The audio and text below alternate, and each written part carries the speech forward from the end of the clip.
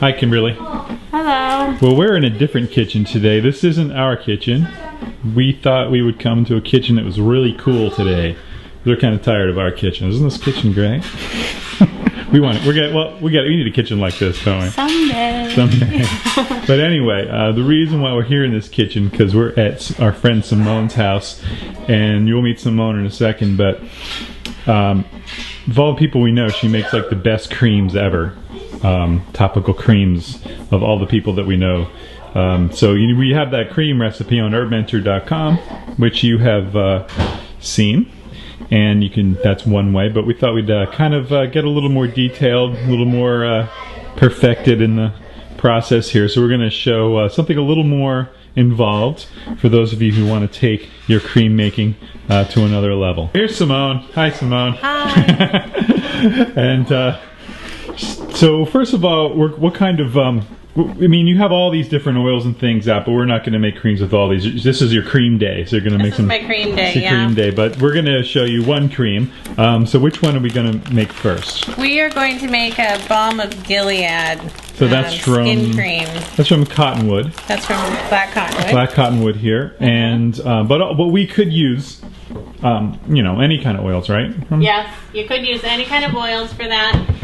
The Balm of Gilead is my most popular cream by far. By far, hands down. Okay. Because it's very, it's a very rich cream. It's made for really dry skin, but it soaks in really well. And that's because of the sweet almond oil and the jojoba oil, and then the grapeseed oil is the lighter oil that allows it to soak in really easily. So yes, there is information on our mentor on the Cottonwood or Balm of Gilead and how to make that oil and all. So you have that recipe on there? Yes, they know how to make it, and I'm sure they could also. You could use that information and make it with dried. I think we have that on there, or you can even like purchase Balm of Gilead oil too, right, from Mountain Rose? Yeah, and definitely it makes a difference though, because I've infused the oils with fresh buds that I've harvested myself. I've also done dried buds that I've gotten from Mountain Rose, and I also have done it with frozen buds I got from Kimberly. And the fresh buds make totally a huge difference. Yeah. But the process we're doing here, you could use oils. You do pre-made oils. Yes, exactly. Pre-made oils, or you could, the process we're doing to make the cream, you could do with different oils as well. Right. Okay. Yeah. So they don't have to have, is what I'm saying, Balm of Gilead. So what they're going to learn. So, so what are the things that we have here? We have that, of course, the Balm of Gilead oil, which is which one here? The Balm of Gilead is. This is in grapeseed oil here. So you've infused it in grapeseed oil. And sweet almond oil. And sweet almond oil. So both? You know it says or there, though. It's both. That's both, okay. That's my really lame labeling job. Label all your oils so you know. Yeah, so that's really yummy. That's probably from the fresh one. And what's this one? This is all sweet almond oil. Okay, that's the same plant in sweet almond oil. And these were fresh too because they're from December. Okay. Which means I did in the winter. And that's yummy. Yeah, let's see here. Oh yeah, they all smell great. I love the smell. And this was the one that was from the dried. And it still smells pretty good, but it's not quite as strong. We did that. We did Cottonwood for Herb of the Month. And definitely, yeah, it's if you use dried, definitely use dried, but don't do dried with the heating process. That makes it totally different. I did that. Yeah, never heat with those. Yeah, it makes it really kind of weird. Don't heat your oils at all. So you're going to use cold infused oils. Yeah. Yeah, they're always the best. So even if you do dried with the buds, you still get okay oil if you let it sit a while. Yeah.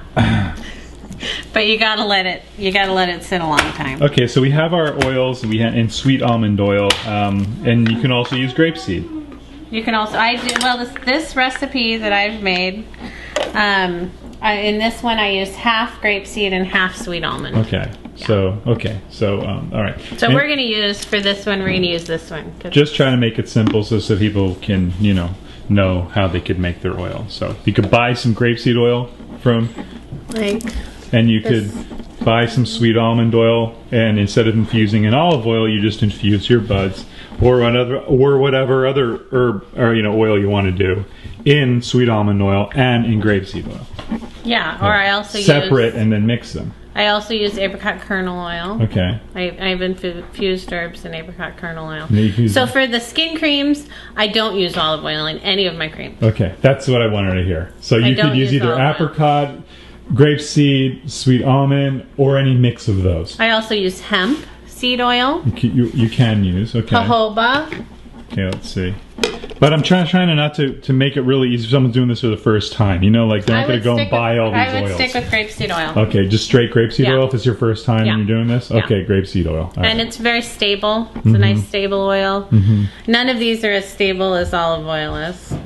But I don't like olive oil for face and hands. I really don't like it for body cream because it's really heavy. And it doesn't soak in very well. It takes a long time to soak in, and it kind of leaves that oily sheen all day. I want a face cream that anyone is going to, what they would buy in the market would be similar, but with none of the parabens. And there's a finished cream of yours, and you can see how beautiful that is, and it just is such a nice texture.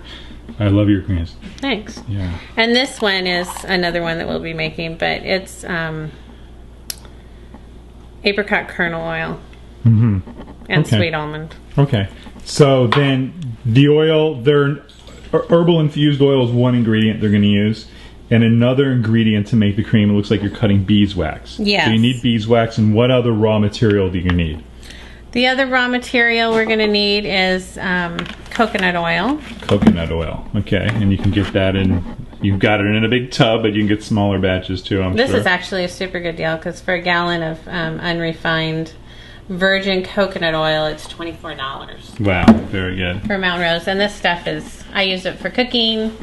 I use it straight on my skin for, anything like feet or, anything like that. And it's very nice. And you can smell it. It's just... Can you smell that, everybody? I have actually I use this in place of butter in my baked goods. Remember, this is, you do? Yeah. Wow. Very good, because John has a little high cholesterol. Coconut oil is very good for cholesterol. Nice. Good tip. See, you learn these little extra things. Yeah. Okay. And then we're also going to use for our waters, because what creams are is just a balance of oil to water ratio. So a salve is all oil.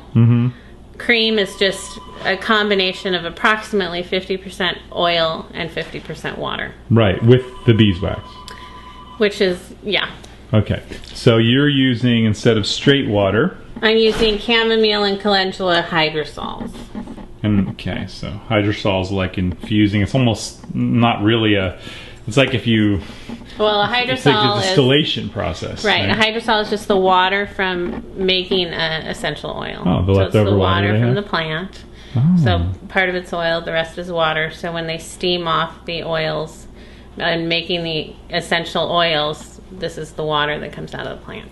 Okay. So you still have the goodness of calendula and the goodness of chamomile rather than just using regular water. Right. You could use regular water. Right. But why not put some more? Exactly. You can, but why not make it, if you can, why not infuse it with more cool plants? So we got calendula, chamomile, and there's other hydrosols too. Yeah. And then, so we have the coconut oil, the beeswax, and the beeswax and the coconut oil are the saturated and hard, the coconut oil is the saturated fat oil to give the cream texture. That's what the beeswax is also. Okay. Otherwise it'd be too liquid. So you got to have those. And then the other thing that we use is aloe vera. Oh. As a part of our waters also. Oh, okay. So that is considered more on the water side of things. Yeah, that's your water. Okay.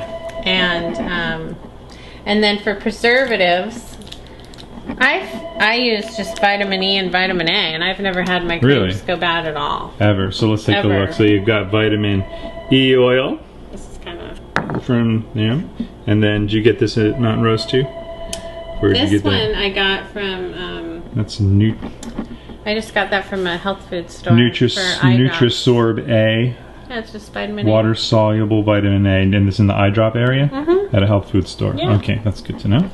And I tried using the grapeseed extract, kernel extract for a preservative, but a lot of people are allergic to that. Oh, to the grapeseed extract? Yeah. Okay. And I also tried using lanolin in my creams, and I found I'm allergic to lanolin. Oh. So I cut that out.